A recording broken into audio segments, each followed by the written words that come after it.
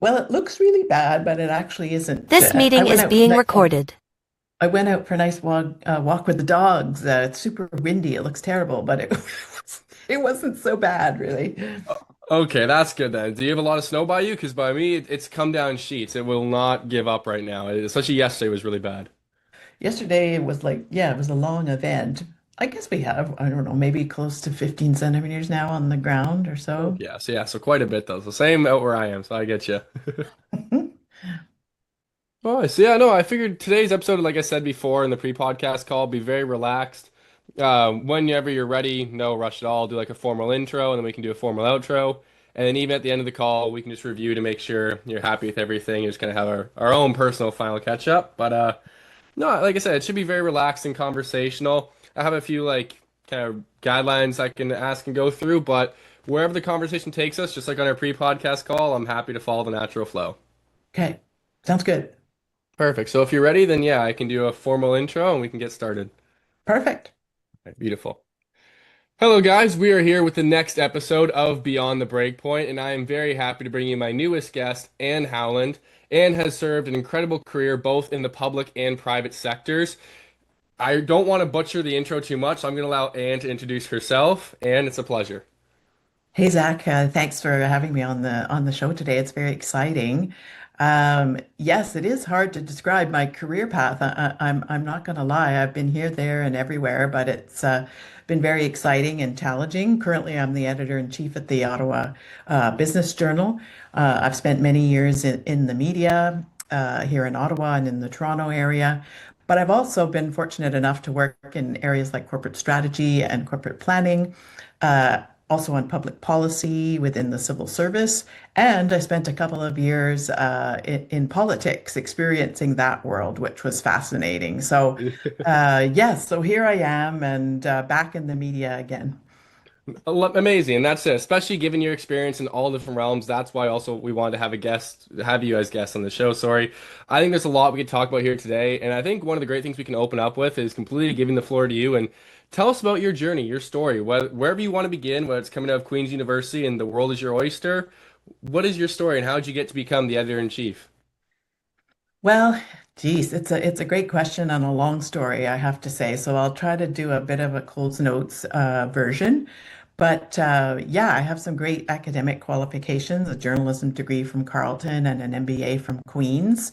And I kind of thought back in the early 90s, I guess, that a combination of a journalism degree and an MBA would make me, a certainty for getting into business journalism, which was my interest at the time.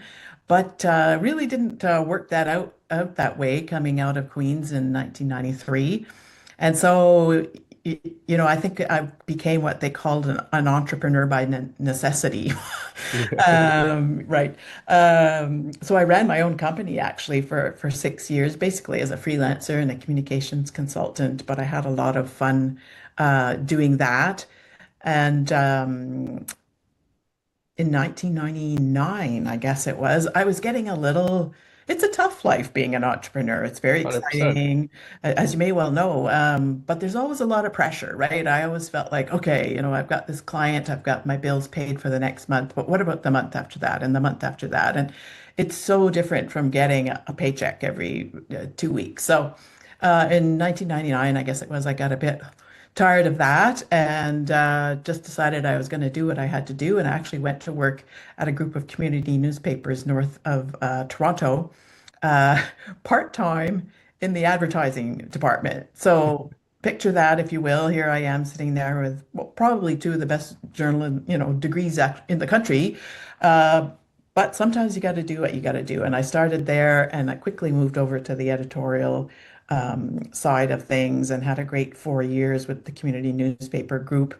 And then after that, returned to Ottawa and continued in the media for a number of years. But guess what? Around 2005, I was laid off. The media industry is not an easy one and hasn't been for, gosh, a couple of decades now, as technology and digital news has just completely turned the industry on its ear, really, in many ways. Anyway, so I was laid off at that point, and again, you kind of do what you got to do, and that's my scramble is kind of what landed me in the federal government doing a variety of different roles. And then ultimately, I went to work in Montreal, live and work in Montreal in 2011 um, for the Business Development Bank of Canada. So, and that was a full-time gig. Yay. Uh, and I stayed there for 7 years, I guess it was. This is a long story, sorry, but came back No, to you're good. Ottawa. It's your podcast. You're good. Came back to Ottawa in part to care for my elderly mom.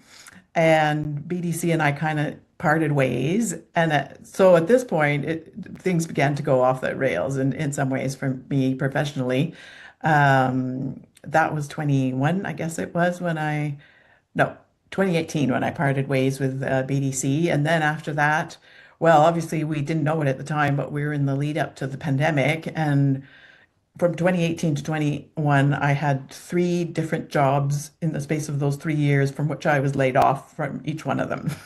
Yeah, there were like crazy times, so I completely get you. It's everyone was going through a bunch of changes then, especially in the employment sector, and changes have stuck with us since. So I know exactly what you mean at the times we were facing.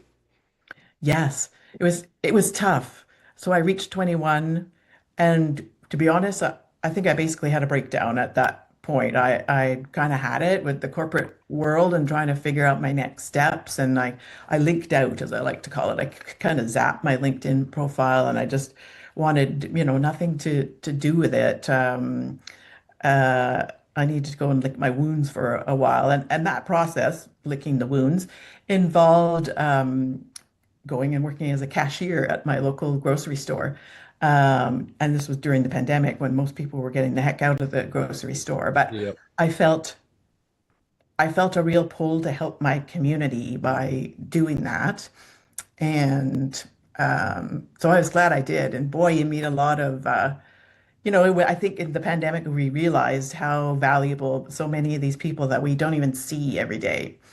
uh, Real salt of the earth, hardworking folks, and I had a great Definitely. time doing that. And while I was doing that, I also sat at home and wrote five mystery stories in my own time, and so it turned out to be a year of great renewal for me and great creativity and to get back into creative writing. That was something after so many years of being a journalist. But anyway, it was very revivifying, I guess, at the end. And then lo and behold, I saw this job here at OBJ as the editor in chief. And some years before, fun fact, in 2003, I actually came back to Ottawa from Toronto to be the editor at the Ottawa Business Journal in 2003. So it was a bit like a full circle moment, I guess, and kind of coming home almost a little bit. And, I knew some of the people. And so I was able to, I thought, okay, I think I can do that. I know those folks, I know something about it. And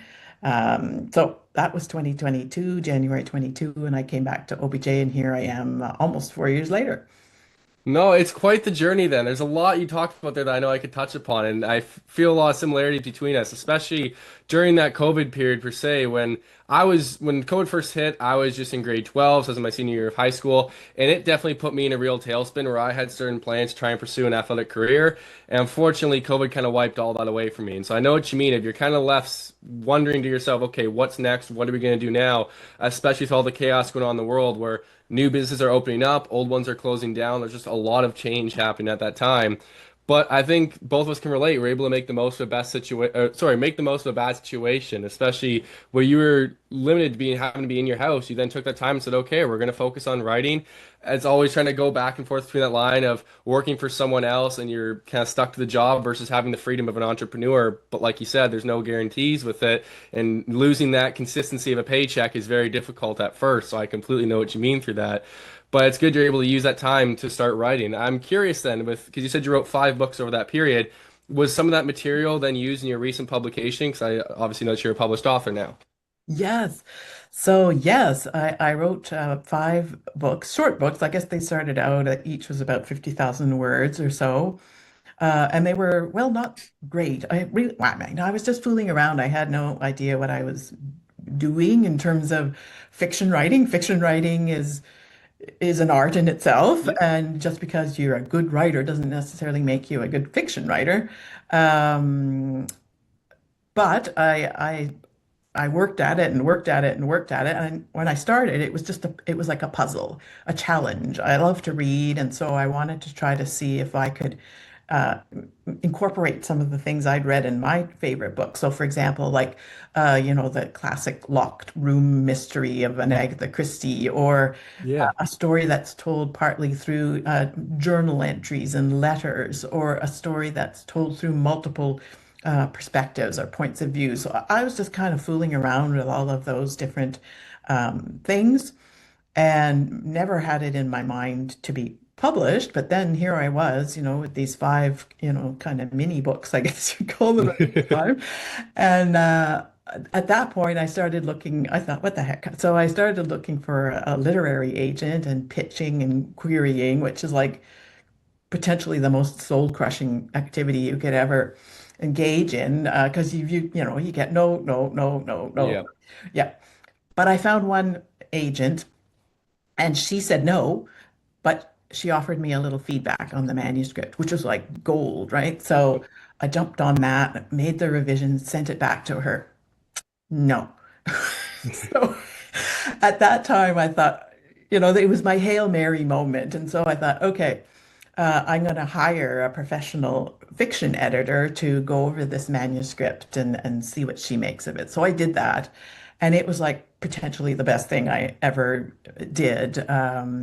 This lady was she was so polite and efficient about it, but she just went, here, here, here, no, this is good, that's bad, whatever, and excuse me, pointed to all sorts of different things that I should be doing differently, and basically helped me stop writing like a journalist, was my Yeah. tendency.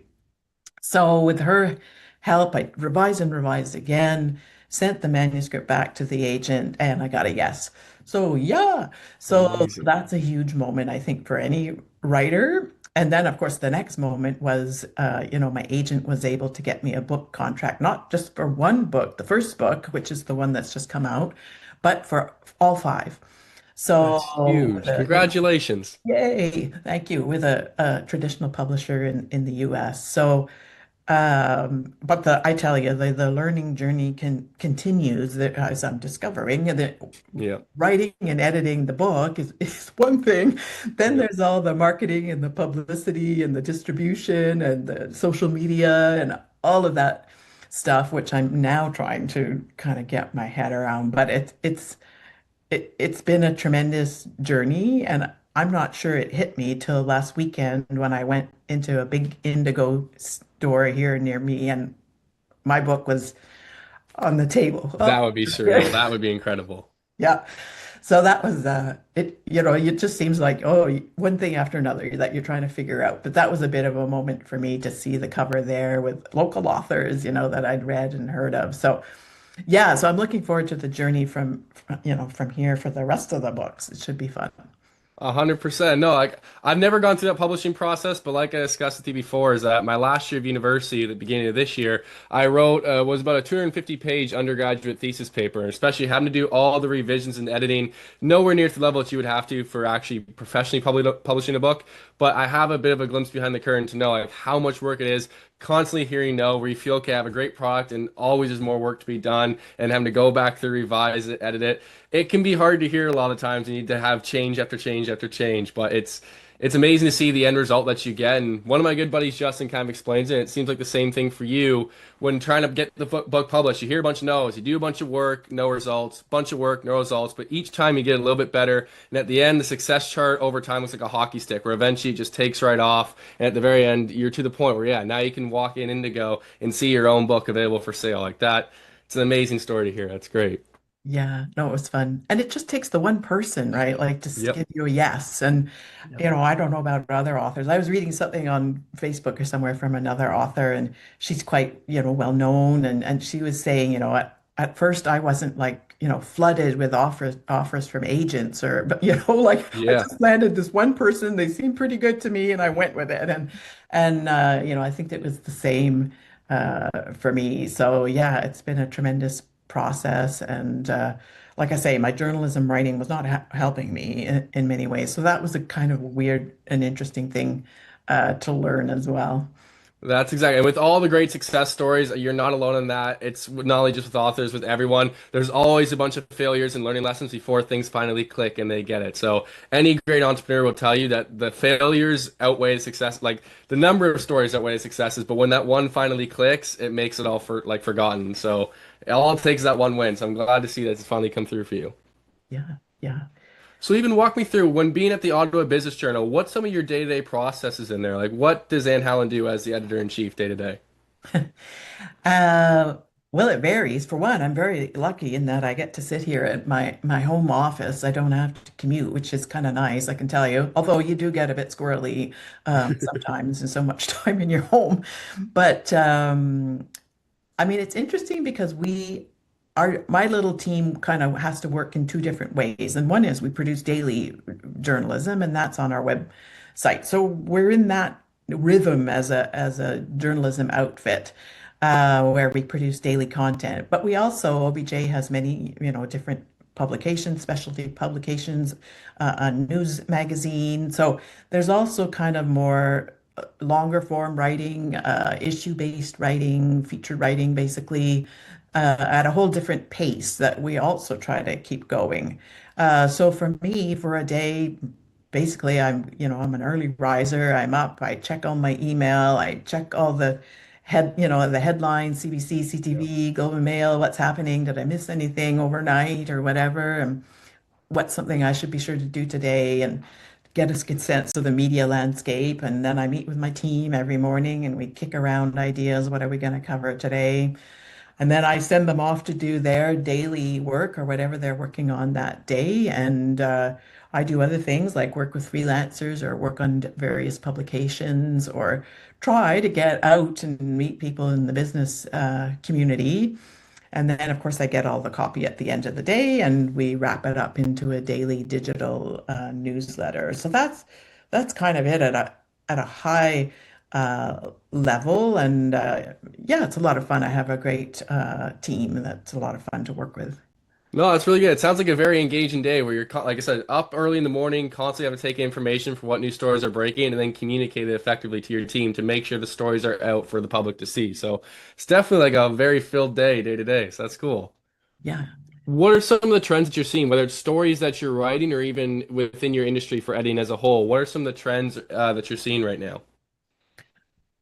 Well, I don't think any media organization or outlet in North America or maybe around the world has truly figured out the business model or the revenue model for this new age of digital journalism. So that's one thing you're always trying to keep in mind. Um, it's not quite as straightforward, maybe as, in the days when I used to pump out a daily newspaper at the Ottawa Sun or a Yeah. weekly at when I was here at 20 plus years ago at Ottawa Business Journal, and you had a print product. There's so much really cool data and analytics flying at you, and you have to develop the ability to sort of parse through it and know what's important to you and what you're trying to keep an eye on. But one thing I've found is that, especially in Canada, since we can't post any news content on meta properties like Facebook and Instagram, Yeah. we've come to really realize that you have to have a relationship with your reader, and it has to go beyond your content. We can't depend if Meta changes their mind, they don't want news content, you've suddenly lost a distribution channel. So what if that Yeah. happened with LinkedIn? Or what if we lost another channel that we don't control, right? We control our website and you control a printed publication, but you don't have any control over some of these third-party channels. So Yes. I think what it's come down to for us is really having that relationship with people in the business community. And I think OBJ's been very smart over the years to develop, not just a news product, but various events and all different other awards programs, these sorts of things. Our fastest growing company program, our 40 under 40 program, and these help us keep our this relationship with the business community so that we're more than, just a place that pumps out the headlines every day. It's where people go for community and for networking and to meet one another and to learn from one another. So I think it's been very smart, and I think it's one area, my publisher always tells me this, it's one area where business publications, I think, have a bit of an edge over a general mainstream newspapers because you have that a fairly defined audience, right? That you can kind of get your Yeah. head around a little bit in terms of what they want to see from you. No, that makes sense. Like I said, there's clearly a niche you're communicating to that given audience, but I would have never thought about that. You're right, that as companies like Meta change their terms of service or the rules and what's allowed to be posted or how you can conduct yourself, that direct line of communication with your audience can become blockaded in some ways. And so it's wanting to maintain that complete transparency so they know how to find your information. They don't go to your account and say, where did it go? Normally I go to Instagram or Facebook to get the updates from the Ottawa Business Journal, but now I can't. And so you're right, even though you have your own website, to get them to the website becomes its own process and maintain that direct line of communication is huge. Yeah, agree. So that almost leads into my follow-up question. I was going to wonder, especially with 2026 coming, what are some of the challenges and opportunities that you are seeing, whether for your position specifically or for the Ottawa Business Journal as a whole? Yeah, well, I think one big opportunity for us is going to be the revamp of what has been our quarterly news magazine, and we're turning it next year into a five-time a year glossy publication. So on a much nicer stock, not the news print, um, a real product that we're proud of that it is very different from what we've been doing. So it's very different in terms of we're going back to actually using a photographer to go out and take photos. A lot of that got lost in the pandemic. And when you work, Yeah. on a website, you're using a lot of stock photos and file photos, and you rarely, send out a photographer. So we're going back to having that beautiful photography, and we're, really putting the emphasis on the design, like a Yeah, magazine feel where that the makes design sense. just draws you in, right? And we're filling it with longer issue-based stories and stories that have not been on the website yet. So we're moving almost to a print first, digital second type model, which is completely different than, since I came back in 22, which has been the other way around.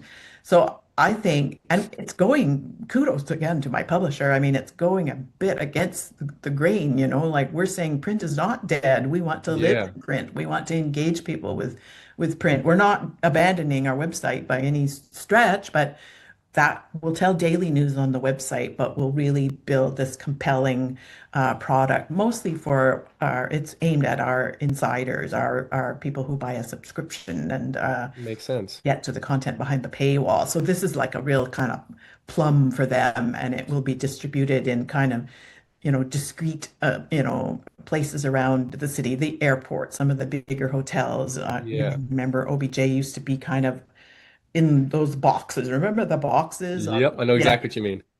kind of scattered all around the city, and it was a free product at the time. And so we've completely moved away from that model. So for me, I think that's really exciting, and I think our readers will, kind of be excited about it as well and enjoy receiving it. And I think challenges are always, well, it's always there aren't many of us journalists left these days, as I'm discovering, especially us kind of old dino ones like myself. And it's especially difficult to find people who are interested in and can write business journalism because it's a bit of a, well, it's like any specialty of journalism, right? You have to have a certain, at least a passion for writing about tech companies or real estate transactions or whatever you're writing about. So those people are hard to find coming out of the journalism schools. So that's kind of a constant thing for me is making sure I have a good team, that I have a good stable of freelancers that I can tap, and constantly trying to, prove the value of what we do to our reader and Yeah. by relation, our advertisers and sponsors. So it's always trying to keep ahead of that curve and really trying to hang on to the fact that journalism still matters and people want to read real journalism, and that's been Yep. checked and verified and sourced, and that adheres to certain standards and ethical standards and integrity. So you have to hold on to the fact that people still want to see that and believe in it, Yeah, and just hope that, your sales team and your marketing team comes along with you and can support you through all the great work that they do on their side. I think you're completely right, especially to go back to print. It is very different from what most people are doing, but I kind of like it, as you mentioned, that for certain articles, you may have to normally go behind a paywall. This kind of puts a twist on that to say, well, it's sort of like a paywall. You have to subscribe to our print magazine, and then you can get the full story. You get what you really want to read. And I think there is a level of authenticity there that, especially now with AI developing and kinds of more like artificially created videos, having an authentic source is absolutely huge. And to your point where you said that people want to know that it's a credited source, what they're reading is actually true. It's not just Joe from his basement making it up on Twitter. It's absolutely huge because they're limited in the time they have to consume information today. Just like when you said, you get up, you check the headlines, you get going. With other people, they check the headlines, now they're down at the office, they're doing their own day to day. So the sources they go to, they want to have that relationship and trust. No, no, when Anne tells me the story, I know it's going to be authentic. I know the sources she gets them from, it's all good. And so that makes complete sense. Yeah. Yeah. When you also said too that you want to start to have, as the company, these print magazines at different locations, be like nice airports, especially like the high-end hotels. Are those connections that you guys have already set up, or are you in the process of trying to set them up now as to which locations will host them?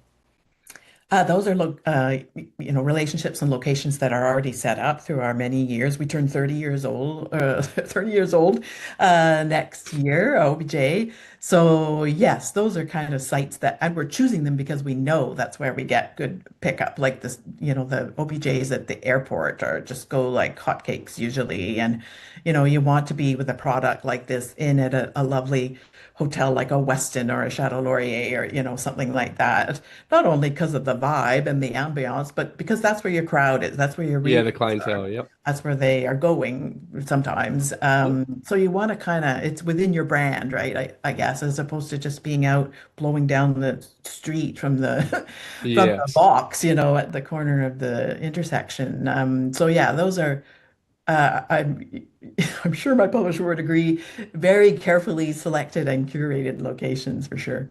Understandably, understandably. So along with that, then, what are some of the major goals that you guys have for 2026? Clearly, this addition to the print magazine is a big one. Is there anything else you guys have for 2026 laid out?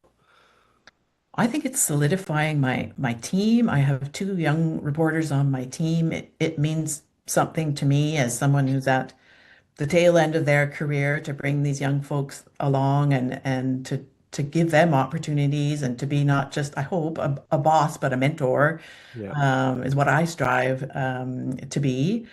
And to keep I talked about rhythm, and there's a rhythm to being a daily journalist and having to do that task every day. It's very different if you work for a monthly or, even a bi-weekly. So one challenge I think for us next year will be trying to, within my newsroom, marry those two rhythms. Like we Yeah. have to keep with a great, strong presence on our website, but we also want to write these longer stories that take a little longer. They have multiple sources. You want to think a bit more about your writing. You have to understand the issue that you're trying to get at. You have to work with your photographer to get some great art. So it's just a longer process, and they don't necessarily like cohabit that well together. And I guess one more thing, maybe for me more personally, is when do I think I've done what I can do here at OBJ, and it's time for a new set of eyes to come in and to take the next